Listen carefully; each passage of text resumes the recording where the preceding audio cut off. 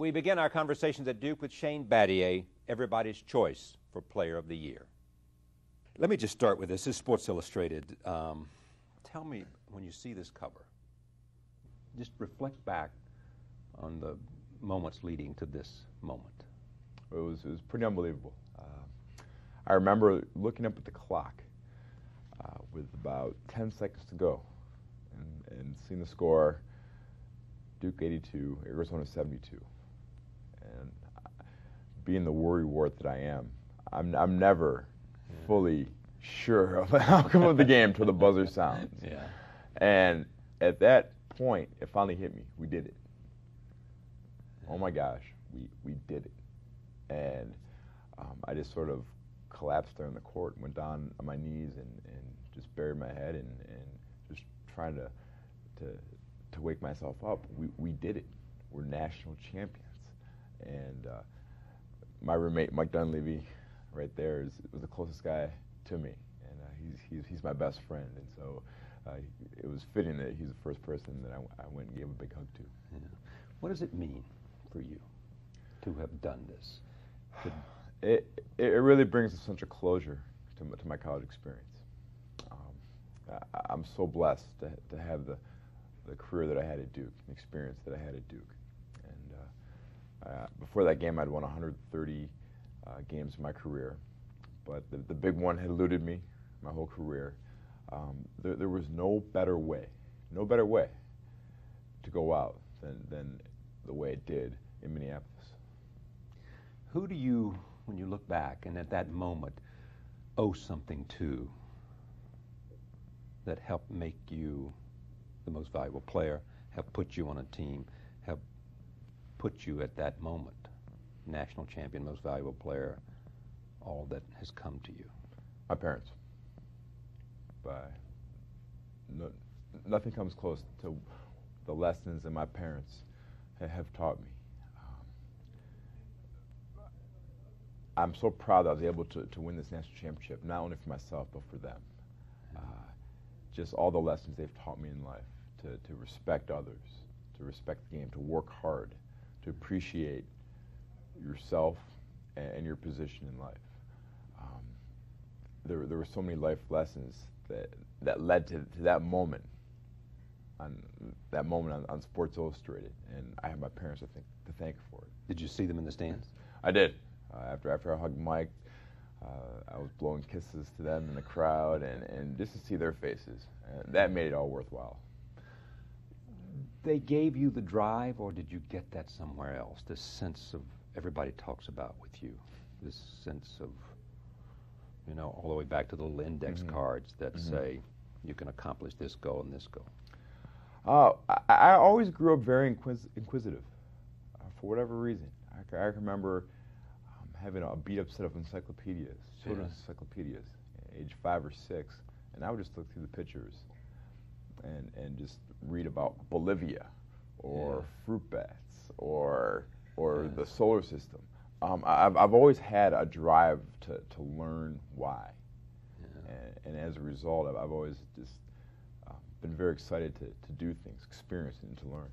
Your parents, who else is on that list? Coach K. The man's a legend, and so much has been said about him. Until you have the opportunity to spend 4 years of your life with him every day, I don't think you can begin to understand and appreciate his value as a coach, more importantly as a person. Help us understand him. What does he do for a young man who comes to this campus, who he's heavily recruited, but you're not the only guy that's there that has the potential to be a star? He believes in you. And that was the one thing that I could grasp, I could sense from him right from my recruitment as an 18-year-old coming out of high school. When he looked into your eyes and he told you the plan he envisioned for you, you can't help but believe him. And there wasn't a day in my career here that I didn't look him in the eye and I didn't hang on every word. I didn't believe every word that he said. And it's tough. as an 18, 19, 20-year-old, you're not sure of yourself all the time. Yeah. And so to have someone who does believe in you all the time, that's a really valuable ally to have. He calls you up after your sophomore year, going into your junior year on the phone, and says several times, "You can be the most valuable player." And my question is, how many calls did he make? How many different people? He had to make a lot. That? He had to make a lot. Yeah. 'Cause at that time, the program was in a bit of disarray. Yeah. Elton Brand, Gone. William Avery, Corey Gone. Maggette, Chris Burgess, Gone. Trajan Langdon. So, from an outside perspective, the cupboard was half empty. Yeah.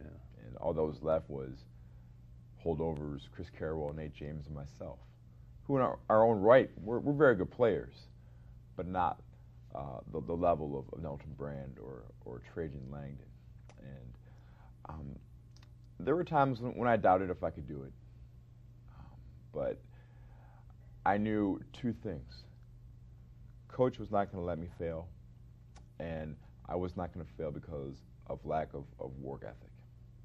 And as long as I had those two things, I knew I could do some things in these 2 remaining years. Now, does he find something in each of you which is the place that needs to be nudged and needs to be touched and needs to be spoken to? He does. I think that's one of his best attributes. For myself, I pride myself on being a fairly intellectual guy. Yeah. I don't always respond well to the kick in the pants and the screaming and the berating like some other players do. All I need to be told is Shane, you know better. You know what to do. Yeah. And I say, yes, Coach, you're right, and I can do that. And Coach realized at an early time in our relationship that the best way to get to me is to speak rationally to me. Now, not to say that I didn't get my fair share of kicks in the pants in my career. I had those. But Coach handled me as well as he could. Yeah. You came here not as a shooter, focused on defense, because you knew what? Because what? I knew for us to win, we did not need any more shooters. We needed people who do the dirty work. And my role my freshman and sophomore year was to play defense, rebound, dive for loose balls, collect floor burns, irate the other team. Yeah. And any offense that I could add to the team was a bonus. But was this some sense that you were just wise about understanding the big picture and knew that that would give you a place on the team if you could be the defensive? Well, I was realistic.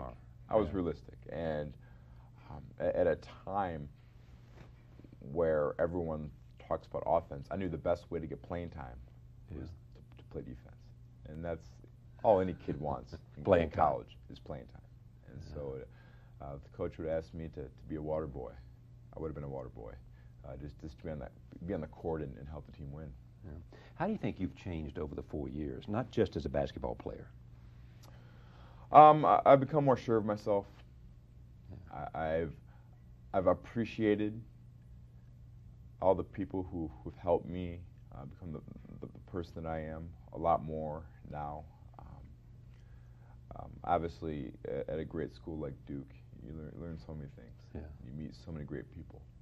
And I realized I was blessed with a lot of special talents that I could help others. And so now I'm 22 years old.